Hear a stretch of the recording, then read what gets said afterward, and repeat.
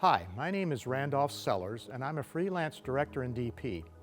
I'm here on Stage A at Picture This Production Services in Portland, Oregon, to talk about one of my favorite cameras, the Sony FX3. The reason I love this camera so much is its broad versatility on different types of projects and the great value it offers in terms of high-quality images for a modest price. The most obvious benefit of this mirrorless camera is its compact size and light weight, which makes it a great choice for gimbal or active handheld work at different camera heights. Despite its small size, the image from this 4K full-frame sensor can hold its own compared with larger, more expensive cameras. So you can use it with confidence as either an A camera or B camera depending on your project's requirements and budget. In particular, it pairs very well with the Sony FX6 and FX9 since the color science of the FX series was designed to emulate the beautiful look of the Venice camera. All of the Sony Cinema series cameras are known for their high ISO, low noise images, but the FX3 is arguably the highest quality low light camera available at any price due to its technical innovation of larger pixels, which gather more light. It has a dual native ISO of 800 on the low end and a whopping 12,800 ISO on the high end. Of course, you can use lower or even higher ISOs, but it's hard to imagine how clean the 12,800 ISO is until you see it for yourself. Here's a list of some of the more important specs and features to consider. The dynamic range of the FX3 is listed at 15 plus stops when it's shooting in S-Log3. That's the same as the FX9. I believe that the true number is closer to 14 stops with both cameras, but that's still quite good. It can record frame rates up to 120 frames per second in 4K and 240 frames per second in 1080 HD. Quite impressive. It can record a data rate of up to 600 megabits per second in camera using CF Express Type A memory cards. The FX3 is capable of recording in 16-bit RAW via HDMI when using an external recorder. However, using internal memory cards, it records at a very respectable 422 compression with 10-bit color. This is sufficient for a majority of projects. The FX3 has 11 different picture profile looks, including S-Logs, Cinegammas, Hypergamma, and Cinetone.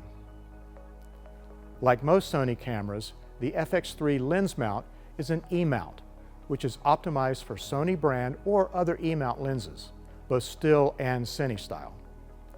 However, with an adapter such as a Metabones, many other types of lenses can also be used. Unlike many cameras that require image stabilization using the lens, the FX3 uses a 5-axis body stabilization system. So no matter what type of lens you use, you can take advantage of adjustable degrees of stabilization when shooting handheld or with a gimbal. The FX3 uses a rolling shutter, so you will see some distortion effects with a very fast pan, but the effect is much less than with many cameras. You shouldn't notice it with normal handheld movement. Sorry guys, no built-in ND wheel. The small size of the body and the low price just won't allow for it. If that's a crucial feature for you, consider upgrading to the FX9 or the FS7 Mark II. I highly recommend getting some ND filters or a variable ND filter with this camera, especially if you're shooting day exteriors with S-Log3 using the native ISO of 800. That's just too fast to get a proper exposure using the aperture alone. When choosing a camera, what really matters is the type of project that you're doing while factoring in the budget and time constraints. Some features may help your creative vision, such as high-speed slow motion. Other features may allow you to execute more efficiently and accurately, such as autofocus. On the other hand, a lack of certain features could potentially slow you down and cost you precious time.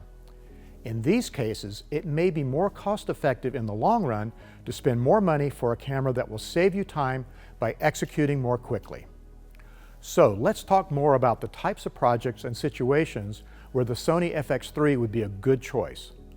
Almost any project that you can imagine where a cinematic look is desired, the FX3 can deliver gorgeous images.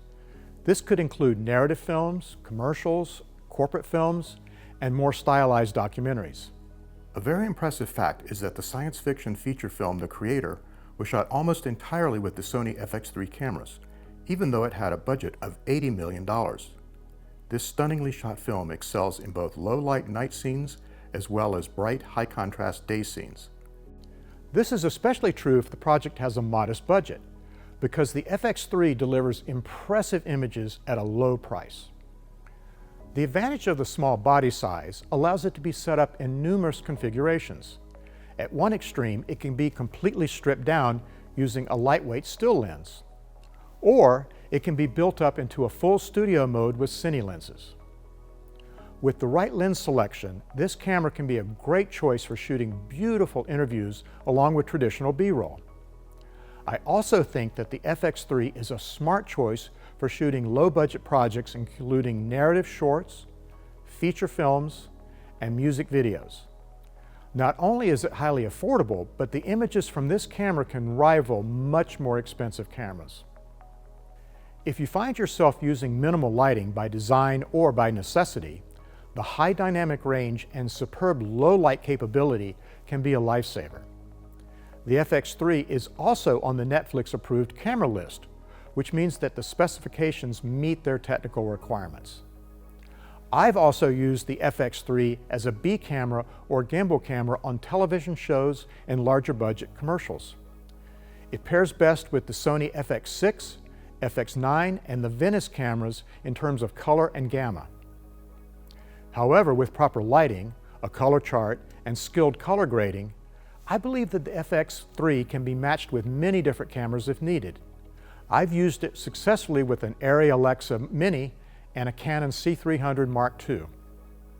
Of course, there's no perfect camera for every situation. The FX3 has some limitations that you should consider based on your shooting workflow.